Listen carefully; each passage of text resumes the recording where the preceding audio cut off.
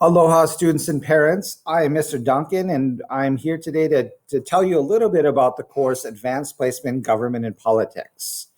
So, to give you a little background context of what AP in Government Politics is, per the AP College Board, it's the study of constitutional underpinnings, civil liberties and civil rights, political culture and socialization, citizens' participation and influence, political institutions and policymaking that are the foundation of modern U.S. Government and politics. So to essentially to put that into a little bit more plain English, it really is, to me, is looking at how the government works and impacts our daily lives. Okay. And also, more importantly, your role as a citizen in a representative democracy. So these are the types of things we're going to learn. So those the constitutional underpinnings is looking at things like the history of the Constitution. Political institutions is looking at the branches of government and how they work. And political socialization, for example, are things that may influence our political outlook and opinion. So those are some examples of what you'll learn for this course. So just to give a context, I think it's really important to understand all this course and all AP courses actually, for the fact that they really do have real world application. Okay. They actually help you stand out in college admissions, that you're taking the most rigorous coursework that your school has to offer. You earn college credit. So when you pass that AP class, you can, as you transition into college, you can skip introductory classes. You build college level skills. So you are building those skills of reading, writing, and speaking and critical thinking that are essential in any class, in any career path that you do take. And also taking government courses are very important for many different career areas and college majors, including things like accountants and obviously lawyers, but also people like social work, people going into things like business administration and management, for example. So it does have a wide scope and application in terms of certain career paths. Now, just to give you an understanding of what you're working for preparing for college, the test structure is it's 55 multiple choice questions, which are about 50% of the score. And there's 4 free response questions on the final exam. They're not that long. They're not that difficult written analysis, especially compared to other courses like AP US History.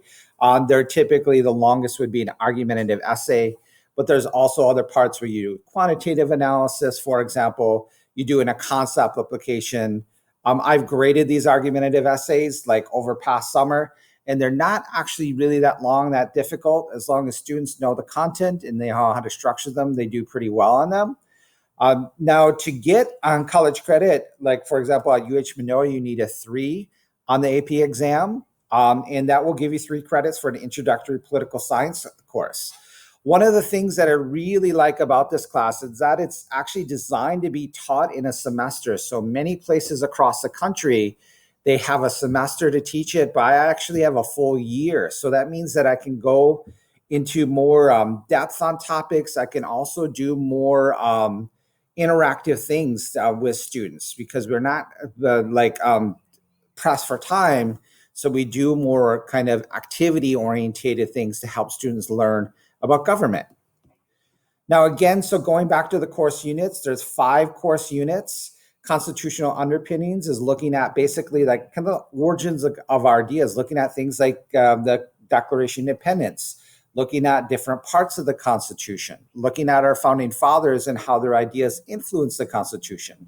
We look at things like political beliefs and behaviors, like the difference between a liberal conservative ideology per se, or the platforms of the political parties and how that actually ties into political beliefs.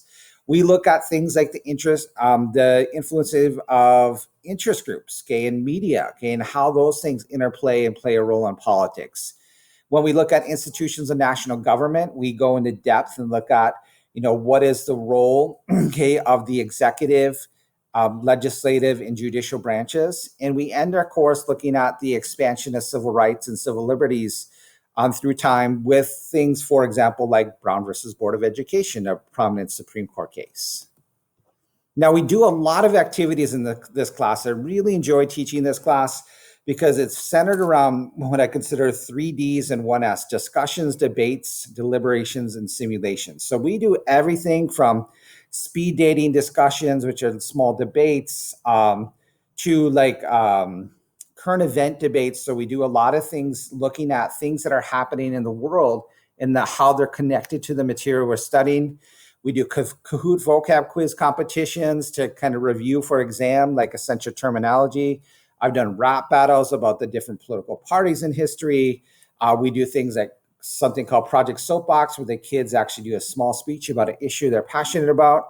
One thing I'm super excited about it, and actually next week, the kids are going to be starting a campaign for office, where they're going to be simulating a campaign staff and actually the presidential candidates that are running for office. By the time that you listen to this, that actually would be concluded, but it's super interesting. It's fun activity that the kids actually really get into, and they actually make campaign commercials as if they were these political campaign teams. We also do something called We the People, and I'll get a little bit more into that at the end.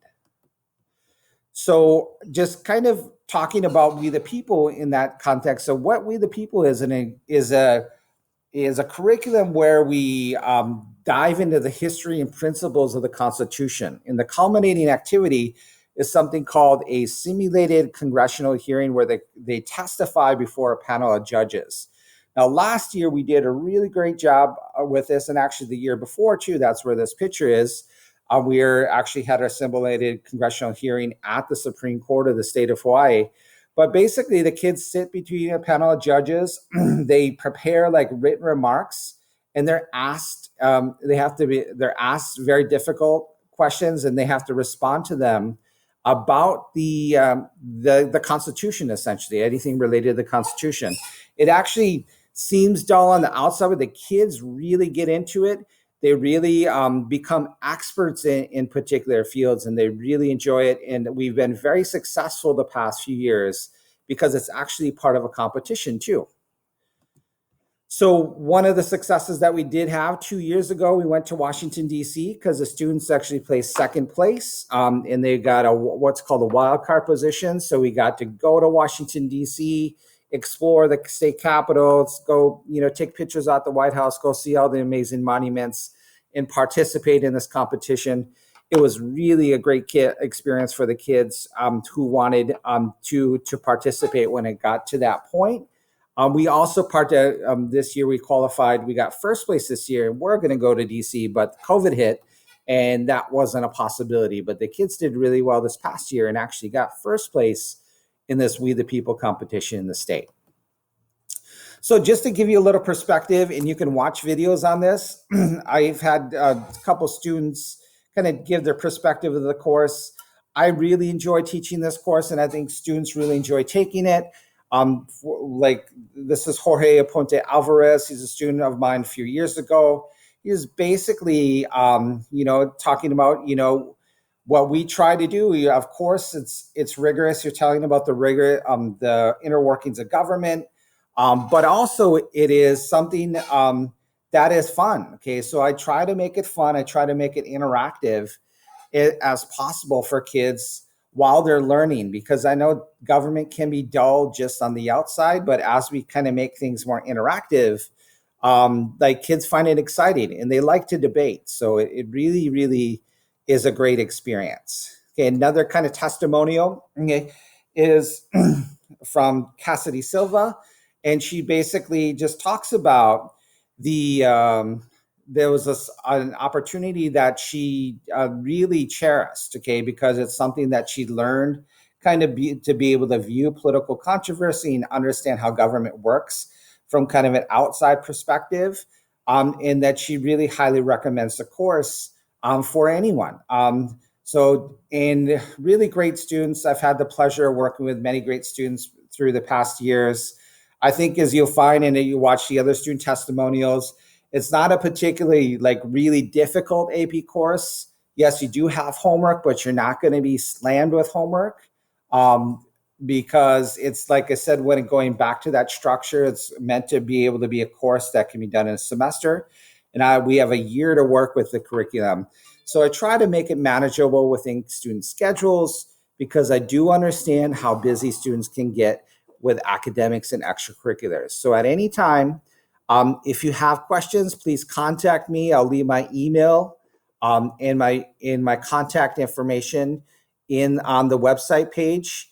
And just feel free to contact me anytime if you have any further questions. Thank you.